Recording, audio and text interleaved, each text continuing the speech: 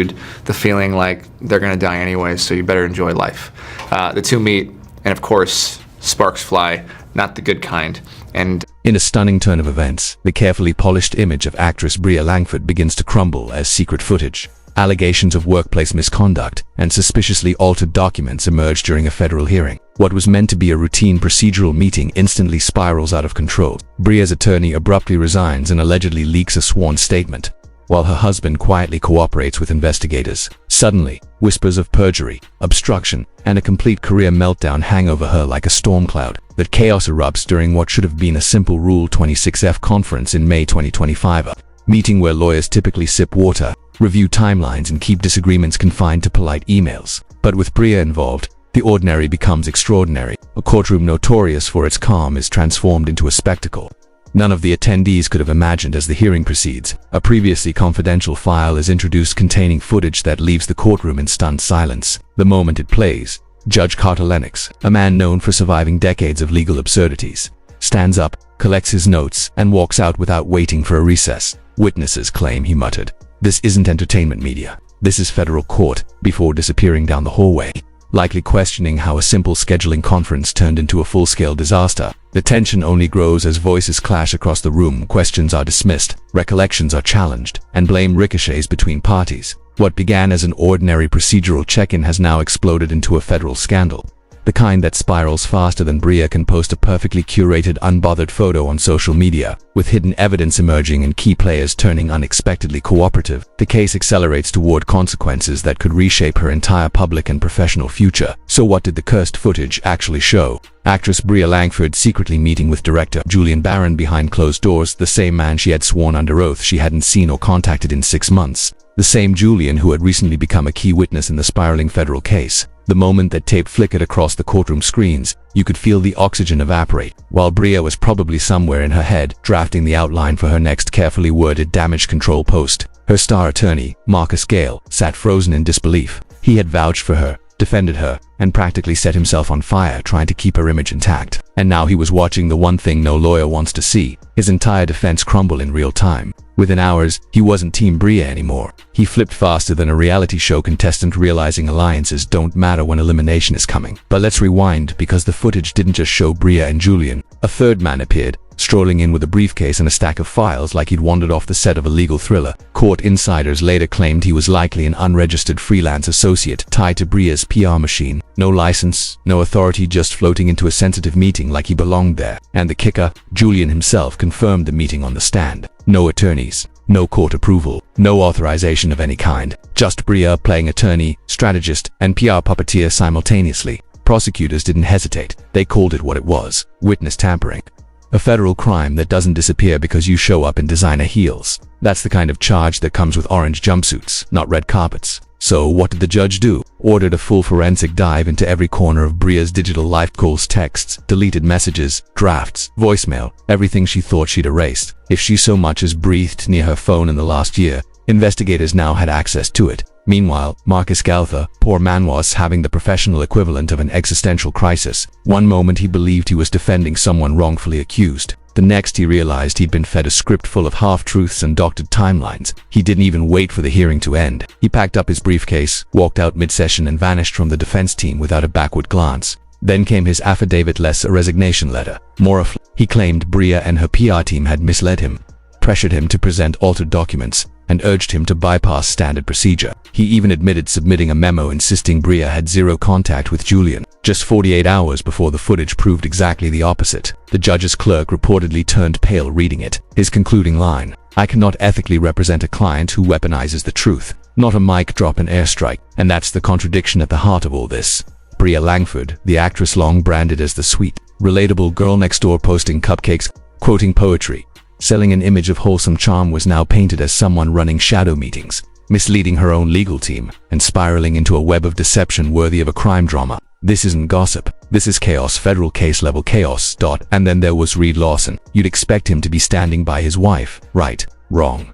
According to courtroom insiders, Reed had quietly begun supplying sealed evidence directly to prosecutors. The man built an empire on charm, sarcasm, and self-awareness, yet here he was slipping files to federal investigators like he was trading quips in an action movie. And honestly, smart move. This wasn't messy PR.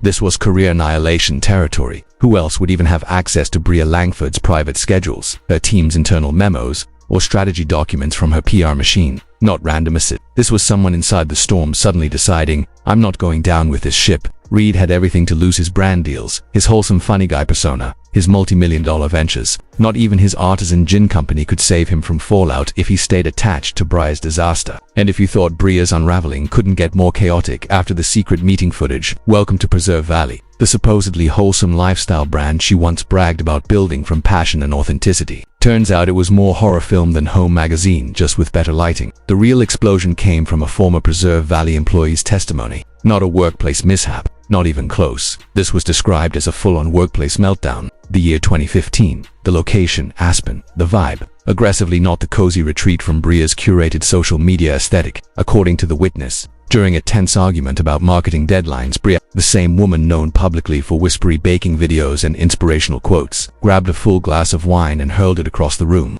Not tossed, launched like she was auditioning for an action film. The glass allegedly struck the employee's shoulder, leaving injuries that required stitches and resulted in lingering nerve pain. And what happened next? The employee claimed they were pressured into signing a $40,000 NDA to keep the incident quiet. The person said to be orchestrating the cover-up, Lena Stone, the powerhouse PR strategist who managed both Bria and Redefine, the invisible hand behind their cozy couple branding, their family-first captions, and their polished image of rural tranquility. The case wasn't just unraveling Bria's legal defense. It was exposing an entire ecosystem built on curated illusion, strategic silence, and buried problems. The wholesome, down-to-earth public persona she sold homemade jams, handwritten notes, rustic perfection was cracking under the weight of federal subpoenas, whistleblowers, and a courtroom now functioning more like a psychological thriller. And then came the hospital records, hidden filed under a fake name, because apparently when you're rich, powerful, and panicking, an alleged assault gets rebranded as a kitchen accident. Meanwhile, internal office chats painted an even darker picture. Team members exchanged jokes about Bria's bleach-fueled tantrums, referring to moments where she stormed into storage rooms mid-breakdown, furiously scrubbing floors with industrial cleaner while threatening to fire someone over a misaligned Instagram caption. Imagine walking into the break room to find your CEO rage-cleaning with Clorox like a housewife possessed by a demon. Layer by layer, the facade was being stripped away, the footage, the witness testimonies, the hidden records, the private messages, the unraveling marriage, the PR machine collapsing. It all pointed to one conclusion. The carefully crafted world of Bria Langford was falling apart piece by piece, and investigators were just getting started. The courtroom reaction was nuclear. Judge Lennox had already walked out once, but this time he slammed his gavel, called it a mockery of legal due process, and stormed out again. When a federal judge walks out twice in one trial, that's not a scandal. It's a cosmic warning that your career needs last rites. And of course, money is involved. That $40,000 wasn't a one-time payment. 5 additional hush money settlements totaling over $200,000 were quietly paid out between 2013 and 2016, and they weren't subtle. Subpoenas have been issued and Preserve's internal HR records are under a forensic microscope. Not looking good for Blake or her bleach bottle. Now we move to Chapter 2, the money trail. Blake's defense tried to outsmart the court with heavily redacted financials. Entire pages were blacked out, basically a Sharpie coloring book, hoping no one noticed. But someone did notice, a whistleblower with access to the real books. They dropped unredacted files like it was tax season in hell. Receipts were all there. 5 settlement payments from 2013 to 2016, including line items for reputation scrubbing services,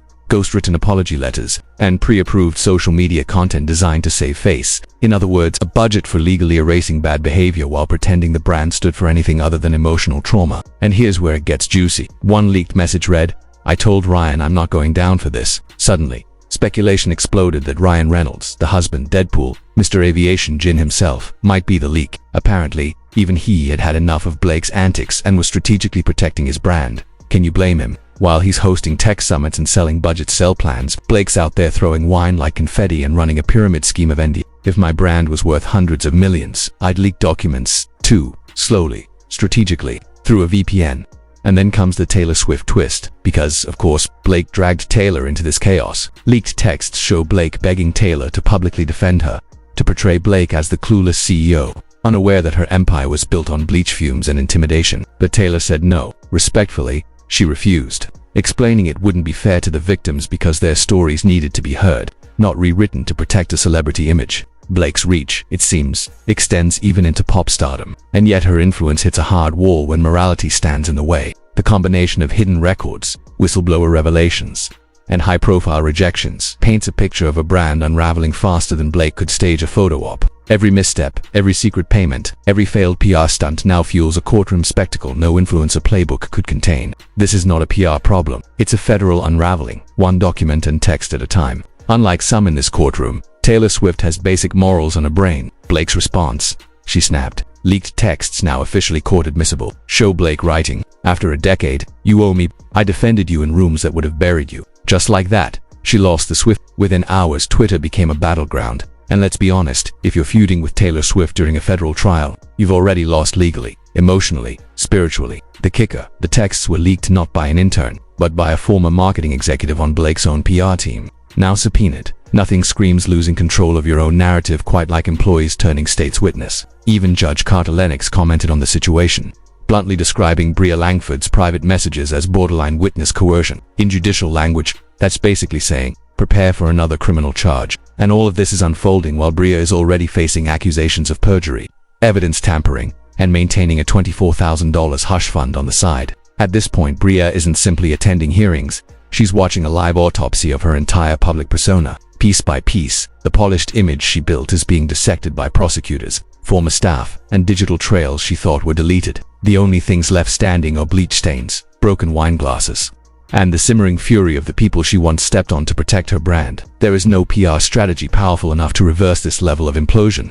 Then came Bernard Bernie Calder, once framed as the sole villain behind the Preserve Valley meltdown. For years, Bria positioned herself as the oblivious, innocent CEO who just didn't know what her rogue manager was doing. But when internal Slack logs finally surfaced, the receipts were explosive. Turns out Bria wasn't ignorant. She was orchestrating. She didn't just know about Bernie's misconduct, actively defended it. Not legally, not ethically, just coldly and strategically. One message reportedly read, "Keep her on payroll. She photographs well." A harassment complaint was filed, and Bria's primary concern was whether the employee was photogenic. That's not HR policy, that's PR. And as for her so-called company culture, if by culture she meant toxic gaslighting, delayed paychecks, and bleach-fueled tantrums in the supply closet, then yes, she nailed it. Otherwise, no. Preserve Valley wasn't a company, it was a cult with a Pinterest aesthetic. Then came the twist no one saw coming. Bernie flipped. His lawyer revealed that Bria had personally signed off on image control strategies and hush payments. She wasn't blindsided by scandals, she was directing the cleanup. She wasn't dragged along for the ride, she was at the wheel,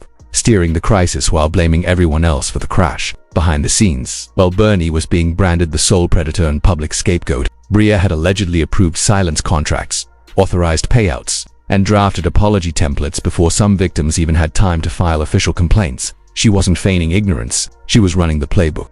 The narrative she crafted for a decade, the sweet, wholesome, relatable public figure, was burning down, and the people she expected to stay silent, they were now testifying under oath. And for the first time, the world wasn't seeing the Bria Langford from magazine covers. They were seeing the architect of her own empire's collapse. She weaponized harassment complaints for PR, monetizing others' trauma while maintaining her curated image. Blake transformed herself from CEO to architect of the cover-up, turning serious workplace violations into a branding strategy. So, congratulations, Blake, you've allegedly monetized fear, silenced victims, and gamified harassment for optics. Your Pinterest-perfect empire, a facade of empowerment masking chaos, cruelty, and control. The courtroom now sees the blueprint. Every misstep, every NDA, every internal memo, a story of calculated deception. Blake Lively's brand isn't just tarnished, it's dissected pixel by pixel, text by text, in real time. The bleach stains, broken wine glasses, and Instagram-ready optics are the remnants of a curated lie. And now Bernie and the court are holding the camera, the villain of your own narrative. Yep, that's you, Straw.